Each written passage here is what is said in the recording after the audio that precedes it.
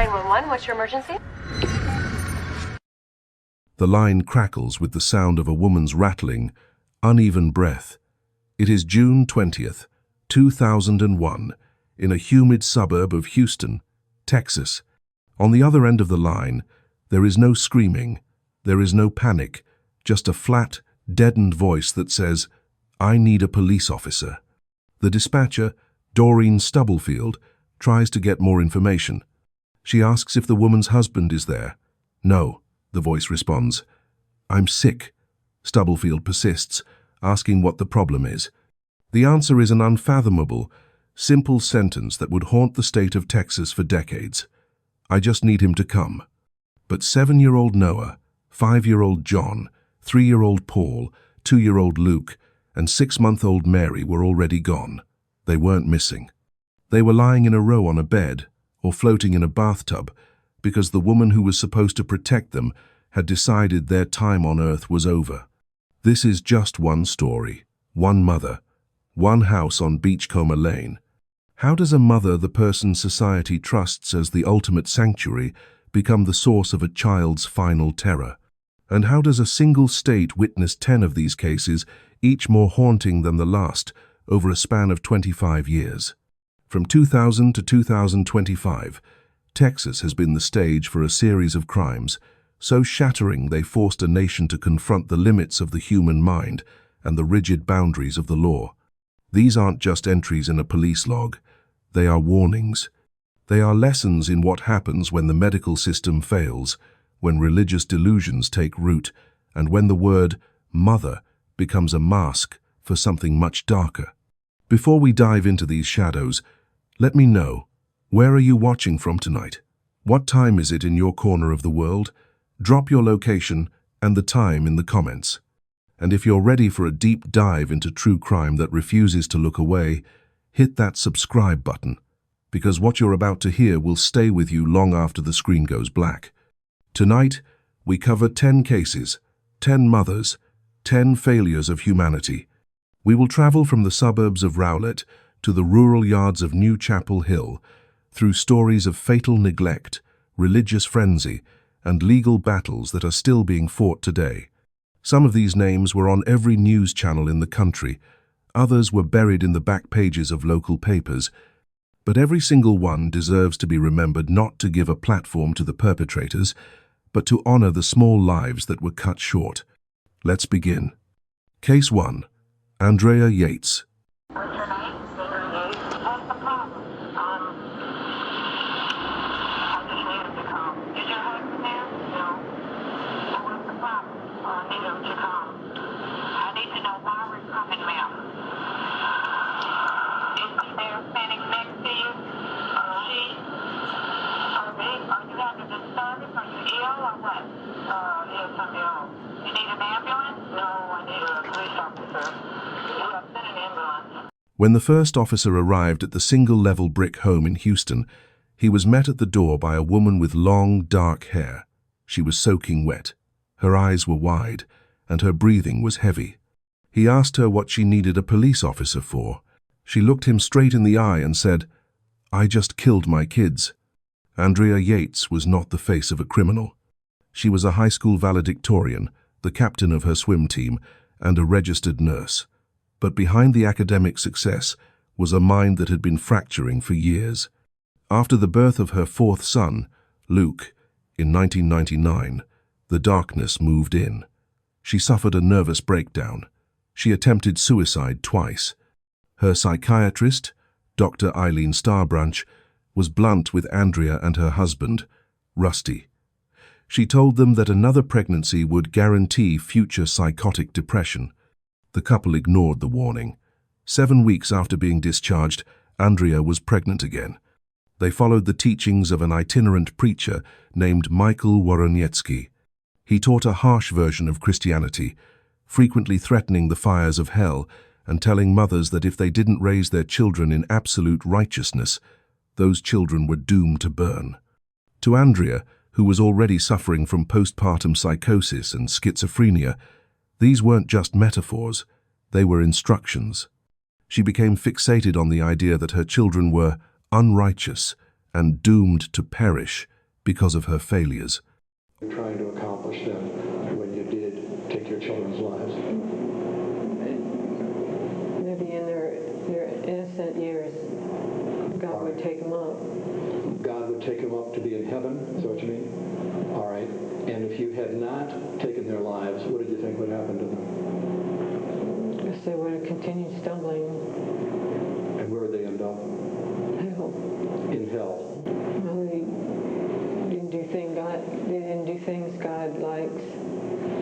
On that morning in June, Andrea waited for Rusty to leave for work. She had exactly 1 hour before her mother-in-law was scheduled to arrive. In that hour, she filled the bathtub. She started with Paul, Luke, and John. She drowned them one by one, then carried their small, wet bodies to her bed and laid them out. Then she went back for 6-month-old Mary. 7-year-old Noah walked into the bathroom while his baby sister was still in the water. He asked, "What's wrong with Mary?" Then he ran. Andrea chased him. She caught him, dragged him back, and held him under until he stopped fighting. He was the only one who fought. When it was over, she dialed 911. The state of Texas wanted the death penalty. They argued that because she waited for her husband to leave and locked the family dog in a cage, she knew her actions were wrong. In 2002, she was sentenced to life. But the story took a turn in 2005. Her conviction was overturned because of false testimony from a prosecution witness, Dr. Park Dietz, who claimed a Law and Order episode featured a woman who drowned her children and was found insane, an episode that never existed. In her 2006 retrial, a jury finally looked at the evidence of her shattered mind and found her not guilty by reason of insanity. Andrea remains at the Kerrville State Hospital today. She spends her time making crafts and watching videos of her children.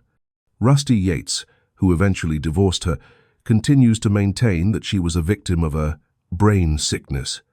Knowing she had planned the act but was clearly out of touch with reality, how would you have voted? Let's talk about it in the comments. Case 2. Stacy Marie Parsons.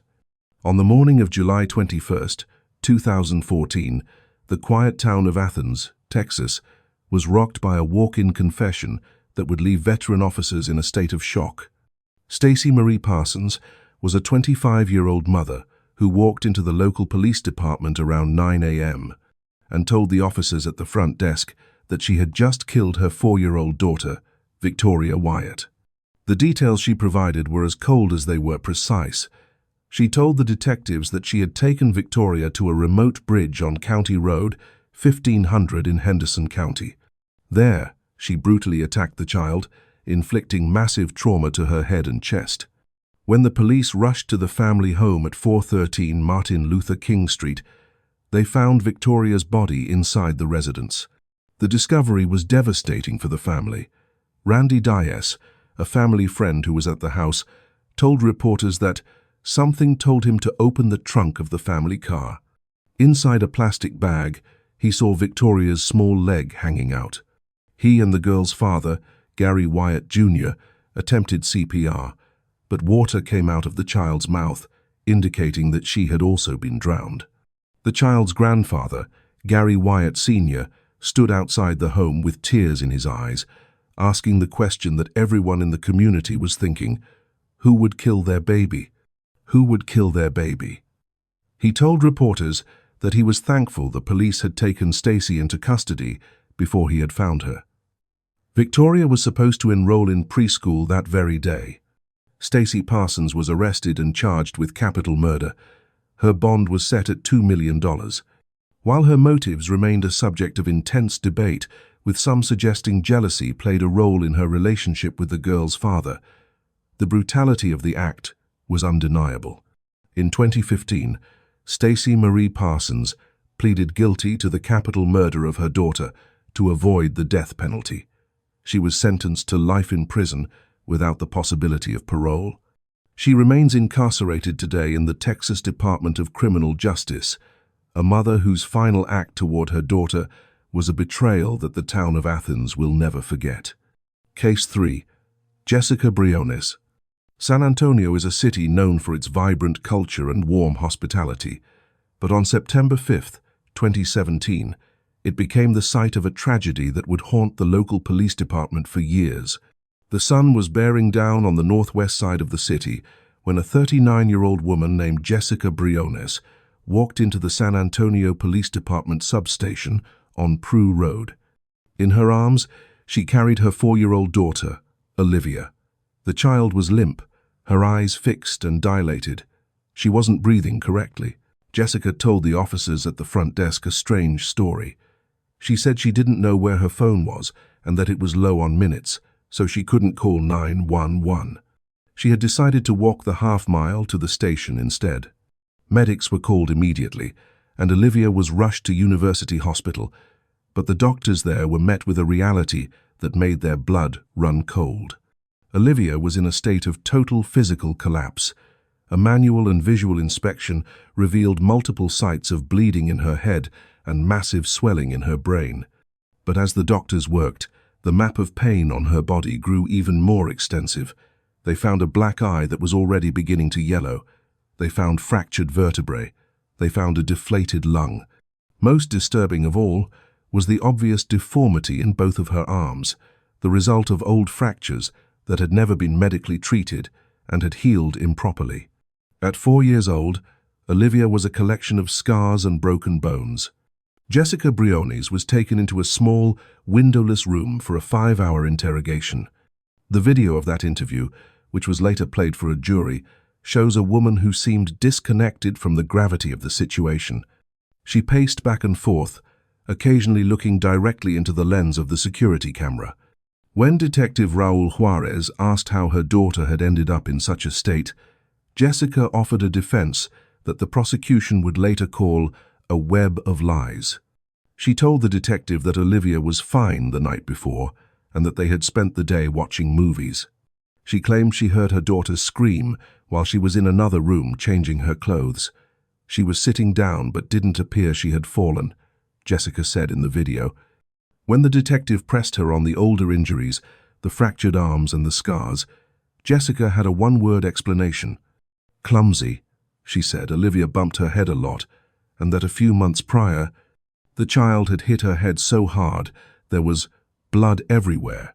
But Jessica didn't take her to a hospital because she didn't think the buses were still running.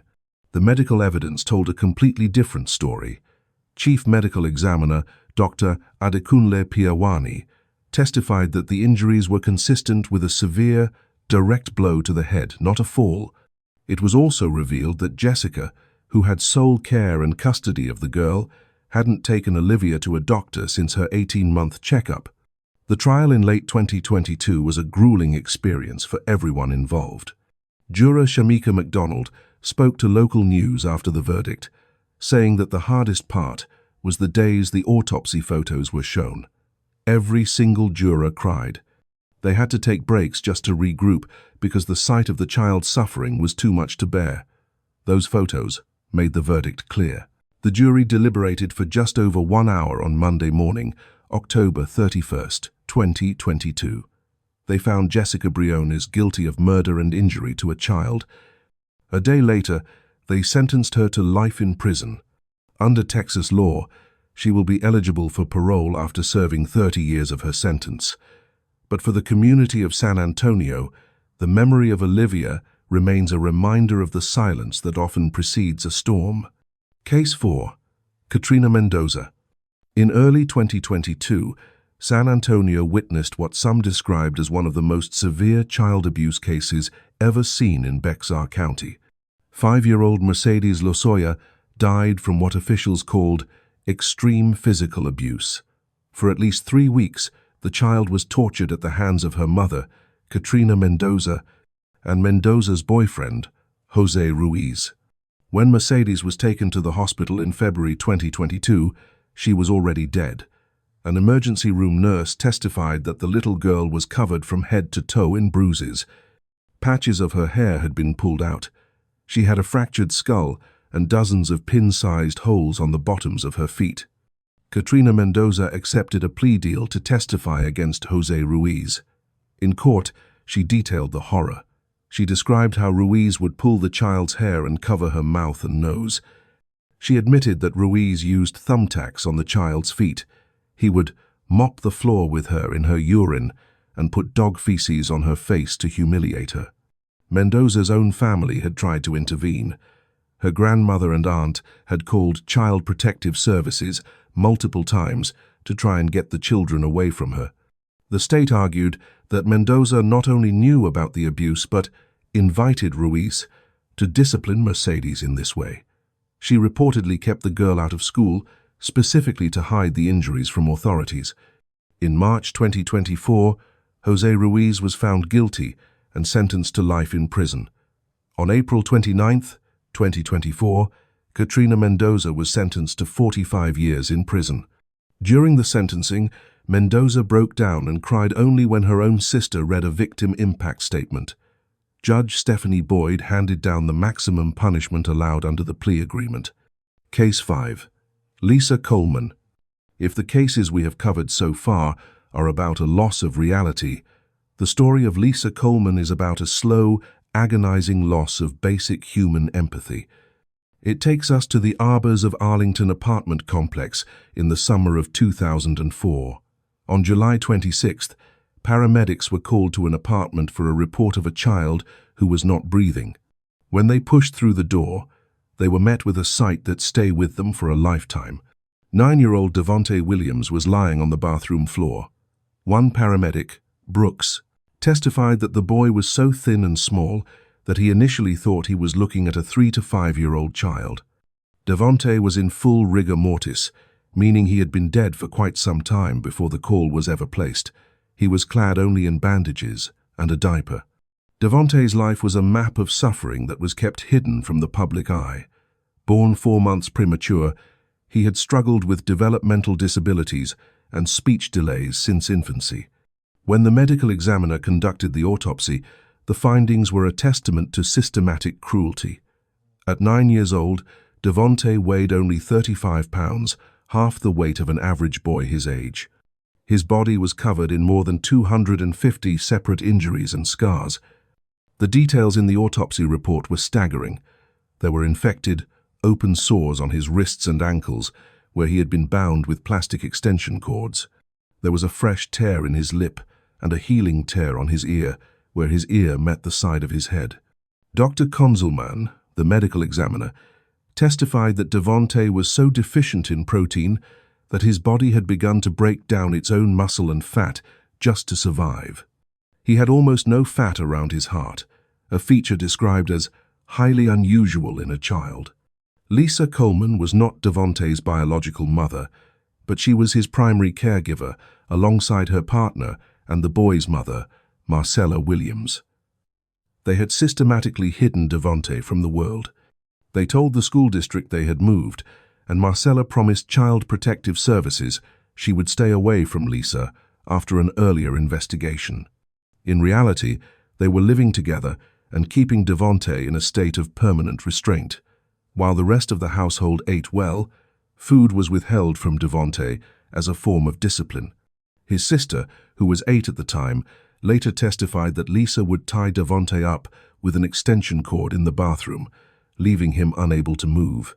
The legal path to a death sentence in this case was unique. At the time, killing a child through starvation was not a capital offense in Texas. To seek the ultimate penalty, the prosecution had to prove an aggravating factor. They argued that by binding Devonte and locking him in a pantry, Lisa had committed kidnapping. Stickles, one of her later attorneys, argued that a parent cannot kidnap their own child in their own home, but the court disagreed. They decided that his total restraint from the outside world met the legal definition. Lisa's defense brought up her own history of bone-deep trauma. She was the product of a rape committed by her step-grandfather and had been beaten with extension cords herself as a child. Her mother had even nicknamed her Pig. Her attorneys argued she had never been taught how to care for a child. The jury deliberated for only 1 hour before sentencing her to death. Lisa Coleman was executed by lethal injection on September 17, 2014. In the death chamber, she smiled at her friends and an aunt, thanking them and expressing her love. She mouthed an audible kiss and told the other women on death row to keep their heads up. Her final words were, "I'm all right. Tell them I finished strong. God is good. Love you all." Marcella Williams accepted a plea deal and is serving a life sentence, eligible for parole in 2044. Case 6. Nidia Alvarado. San Antonio is a city where life moves at its own pace, but on December 23, 2013, the sorting line at a recycling plant on East Houston Street came to a screeching halt. It was just before 1 p.m. when an employee reached into a pile of trash and pulled out a black duffel bag. Inside was a discovery that caused the entire facility to stop operations. It was the body of a newborn baby boy, barely 3 days old. He had been strangled with a ligature and discarded like yesterday's newspapers. The discovery sent ripples of shock through the East Side, but for the investigators, the only clue they had was a small piece of a hospital bracelet still clinging to the infant's wrist. Using that bracelet, detectives traced the birth back to a local hospital. They reviewed surveillance footage and identified a woman who had given birth under a fictitious name, Katrina Mendoza. The trail led them to an apartment complex in the 1500 block of Jackson Keller Road, where they found 25-year-old Nidia Alvarado. When Nidia was brought in for questioning, her story was a moving target. She was a native of Honduras who already had 2 other children. She initially told detectives that she had been desperate. She claimed she had spent several weeks looking for someone to teach her how to perform a self-induced abortion. When she couldn't find anyone, she delivered the baby and brought him home. She eventually admitted that on the 2nd or 3rd day after coming home, she couldn't handle the sound of his crying. She told investigators she wrapped a cord around her son's neck, watched him die, and then stuffed him into the duffel bag, a bag that had actually been given to her by the hospital where she gave birth. She then carried the bag to a dumpster at her apartment building. The case brought a sense of profound sadness to the San Antonio community. Local residents came together to give the child a name, Baby Noel, and held a proper funeral service for him. His headstone at Chapel Hill Memorial Gardens reads, "Too good for this earth." Nidia Alvarado was charged with capital murder. To avoid the possibility of the death penalty or a life sentence without parole, she pleaded guilty to a lesser charge of murder in 2016. The sentencing hearing was a rare moment of public emotion for State District Judge Ray Olivari. He spoke directly to Nidia, his voice tight with anger. "This was a cruel and horrific crime you committed on this child," he said. "I still don't think a life sentence is harsh enough. You will have to answer to a higher authority for this." Nidia Alvarado was sentenced to life in prison. Under the terms of her plea, she must serve at least 30 years before she is even eligible to ask for parole. The case serves as a dark reminder of the Baby Moses law in Texas, which allows parents to safely and anonymously surrender an unharmed infant at any hospital or fire station, a choice that Nidia Alvarado chose not to make. Pause for a second. This case is a stark example of a mother who had options but chose violence. What time is it there as you think about Baby Noel? Case 7. Cynthia Randolph. The temperature in Parker County, Texas, on May 26, 2017, reached a sweltering 96 degrees. Cynthia Randolph, a 24-year-old mother of 2, was at her home near Lake Weatherford with her daughter, 2-year-old Juliet, and her son, 16-month-old Kavanaugh. What started as an ordinary afternoon turned into a tragedy that would end with a 20-year prison sentence. The events began at approximately 12:15 p.m. Randolph told investigators that she found her children playing inside her small 4-door vehicle. She said she ordered them to get out, but when 2-year-old Juliet refused, Randolph decided to take a drastic and fatal course of action. She told detectives she shut the car door and locked it to teach them a lesson. She admitted she believed Juliet was old enough to get herself and her brother out of the car when they were ready to listen. While her children were trapped in a vehicle where the internal temperature can reach 140 degrees in less than an hour, Cynthia Randolph went back inside her house. She told a Texas Ranger during a recorded interview that she smoked marijuana and then fell asleep. She didn't wake up for 2 to 3 hours. When she finally went back to the car, both Juliet and Kavanagh were dead from heat stroke. In a panic, Randolph took a heater from the house and broke a car window, trying to make it look like the children had locked themselves inside and that she had tried to rescue them. She initially told the police that the children took off and she had searched for them before finding them in the car. The case relied heavily on 13 hours of video-recorded interviews conducted by a Texas Ranger. Over the course of these sessions, Randolph's story underwent a slow and painful collapse. She moved from claiming the children were only in the car for no more than an hour to finally acknowledging that she had left them there intentionally. Dr. Mark Krause, the medical examiner, testified that the children died of exogenous hypothermia. Cynthia Randolph was arrested in June 2017. At her trial in Weatherford, the prosecutor, Kathleen Catania, argued that Randolph's actions showed a conscious disregard for the substantial and unjustifiable risk she had created. The jury was moved by the testimony of the life these children never got to live. On April 30th, 2018, the jury found Cynthia Randolph guilty of 2 counts of reckless injury to a child. On the following Monday afternoon, they sentenced her to the maximum allowed, 2 20-year prison terms to be served simultaneously. Assistant District Attorney Abby Plackey released a statement saying, "The deaths of these children and the culpability of their mother dictated that she be sentenced to prison. Randolph will be eligible for parole once her time served, plus good credit equals a quarter of her sentence." This case is a terrifying reminder of how quickly a moment of frustration can turn into a lifetime of regret. If you know someone who needs to hear these stories, someone who values true crime that is grounded in fact and empathy, please share this video right now.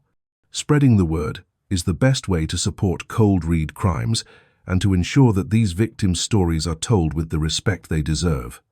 Case 8. Kimberly Cargill. In the early summer of 2010, a secret war was being waged in the quiet town of White House, Texas. Kimberly Cargill was a 43-year-old mother of 4, a licensed vocational nurse who presented herself to the world as a professional caregiver. But beneath the uniform was a history of documented mental disorders, multiple arrests, and allegations of systematic abuse from her own children and 3 ex-husbands. By June of that year, the walls were closing in.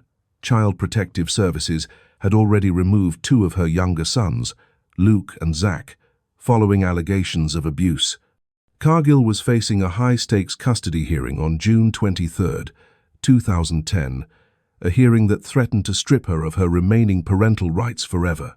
The prosecution's star witness was 39-year-old Cherry Walker, a sweet, trusting woman who was developmentally delayed.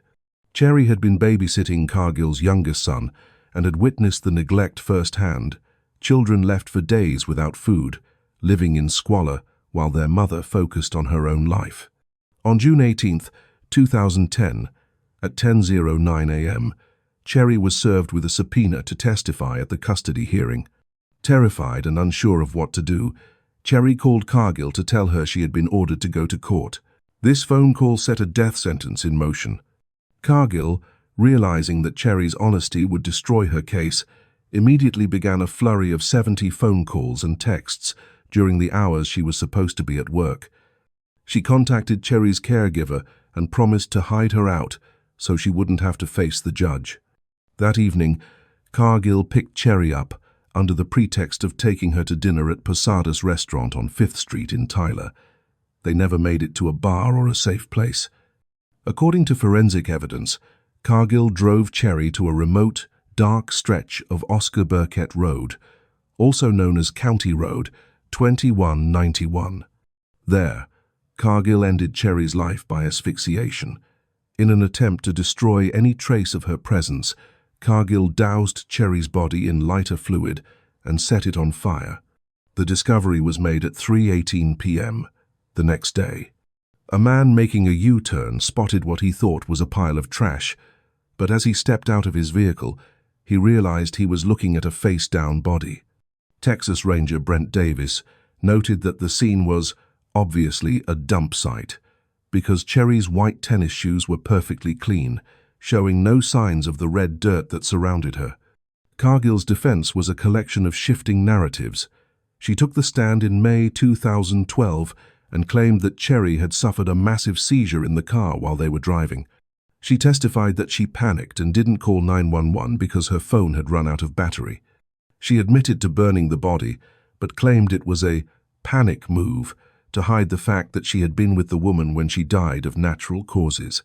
The jury didn't buy the seizure story. Medical examiner Meredith Land testified that the autopsy found signs consistent with homicidal violence, including petechiae in the eyes and bruising on the forehead and thigh.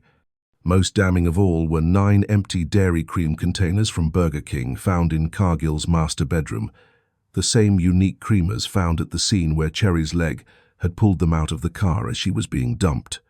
On May 18, 2012, the Smith County jury deliberated for just a few hours before finding Kimberly Cargill guilty of capital murder. At sentencing, Cherry's stepmother, Ruon Walker, delivered a crushing victim impact statement. "Miss Cargill, Cherry loved you. You took her away from people that loved her. When I saw my baby in the morgue, her eyebrows were singed. You took away my memories of her." Kimberly Cargill was sentenced to death by lethal injection.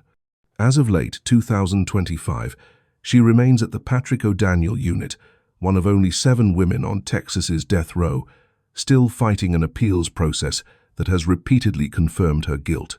Case 9. Lauren Kadin, Bay City, Texas, located 80 miles southwest of Houston, is the kind of place where a quiet afternoon can be broken by the flash of emergency lights. On January 31, 2020, officers from the Bay City Police Department were called to an apartment in the 2200 block of Bordeaux Street for a welfare check. When they knocked on the door, they were met by 26-year-old Lauren K. Dean. Dean invited the officers inside, seemingly unbothered, claiming her children were fine. But as the officers moved through the apartment, they made a discovery that halted their steps. In a bedroom, they found 7-year-old Jordan Barrera dead in her bed. Jordan's life had been one of constant physical challenges. She was born with Down syndrome and cerebral palsy. She was non-communicative and required a feeding tube for round-the-clock survival. Her doctor later told police that the child needed constant adult supervision for the most basic biological functions. But Lauren K. Dean had made a different priority that weekend. The investigation revealed that Dean had left Jordan and her 2 younger siblings, a 5-year-old and a 3-month-old infant, home alone for hours. She had gone to Shade's nightclub, a bar just a few blocks from the family's apartment. While Jordan was suffering in a bed she could not leave, her mother was partying nearby. Lauren K. Dean was initially arrested for felony charges of abandonment and endangerment. But later on, as the autopsy results were finalized and the full extent of the neglect became clear, the district attorney of Matagorda County upgraded the charges to capital murder of a person under 10 years old. The trial process was short. In October 2022, Dean entered a plea of guilty to avoid the possibility of the death penalty. She stood before Judge Craig Eslinbaum and received her sentence: life in prison without the possibility of parole for the murder of Jordan, and an additional 20 years for the abandonment and endangerment of her other 2 children. The sentences were ordered to be served concurrently. Lauren K. Dean did not address the court during her sentencing. She was led away in handcuffs, a mother who chose a bar over the life of a child who had no voice to cry out for help. Her surviving children were removed from the home and placed in the care of relatives, leaving a community to wonder how a mother could so clearly turn her back on a child who needed her most. What's the weather like there as you listen to this? It is important to remember that these tragedies happen on ordinary days, in ordinary towns. Let us know in the comments if your community has been affected by similar safety warnings.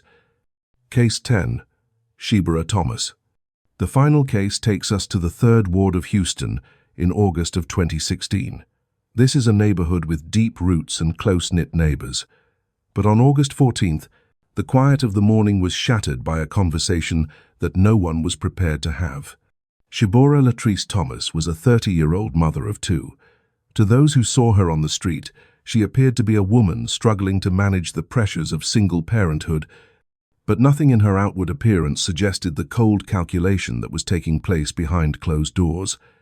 On Friday, August 12, 2016, Thomas picked up her 7-year-old son, Arlington, fondly known as Ray Ray, and her 5-year-old daughter, Kayana, from daycare. She brought them home to their house in the 3000 block of Tierwester Street. She fed them dinner and then did something seemingly ordinary. She prepared a bath. According to the probable cause document read in court, Thomas began her work in the bathroom. She drowned Kayana first, holding the 5-year-old under the water until her struggling stopped. She then carried the girl's small, wet body to a bed and laid her down. She didn't stop there. She called Arlington into the bathroom and drowned him as well. The following morning, Saturday, August 13th, Thomas attempted to hide the evidence of her crime. She placed both children's bodies into a large trash can behind the house. She then went to her job at a local restaurant, the Little Cajun Kitchen, and tried to get her final paycheck of $47 early. Her bosses, Santiago Wesley and Danielle Malveau, remembered her acting strange and desperate, but they had no idea she had left 2 corpses in a trash can just blocks away. That afternoon, Thomas returned home and attempted to bury the bodies in a hole she tried to dig on the side of her house. When she realized the ground was too hard and she couldn't dig deep enough, she changed her plan.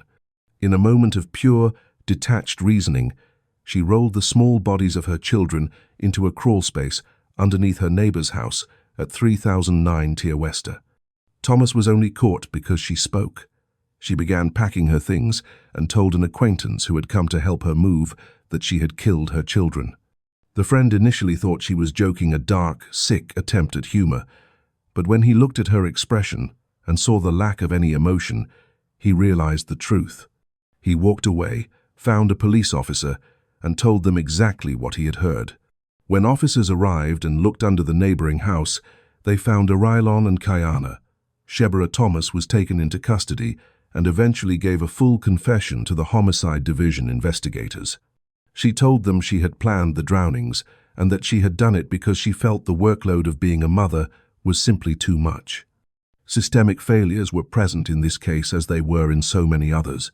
Records showed that the children had been in the custody of their grandmother in 2012 after Kayana was found wandering the streets with a drunk man. Thomas had been ordered to undergo drug treatment.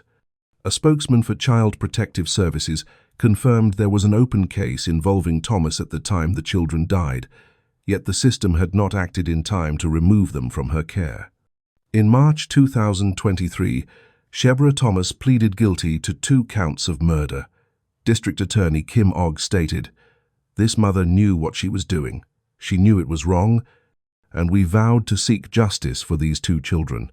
She was sentenced to 40-year prison terms for each death, to be served concurrently. Because of the plea deal, she waived her right to appeal, ensuring she will remain behind bars until she is nearly 70 years old. 10 cases, 10 mothers, 10 failures of the human heart. We have witnessed stories of mental health crises, greed, and calculated revenge.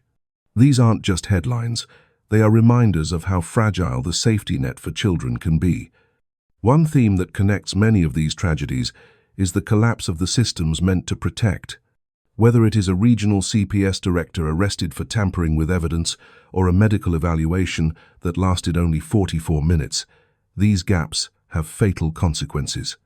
Texas utilizes some of the most stringent legal standards in the country, but as we see in these sentencing records, the law is increasingly finding ways to hold caregivers accountable for the unthinkable. We share these stories not to give a platform to the evil, but to honor children like Noah, Reagan, Mercedes, and Devontae. Which case left the deepest impression on you? Do you believe the failure to protect laws are strong enough? Let's keep this conversation going in the comments. Your perspective helps us build a community that values the truth and demands accountability. It has been a long journey through these 10 cases, and I am grateful you stayed with me. Your support allows Cold Read Crimes to continue digging for the narratives that matter. If you found this investigation valuable, please hit that like button, subscribe, and share this video with someone who values true crime with a conscience. Stay safe, stay vigilant, and remember, if you see something that doesn't feel right, say something. It might just save a life.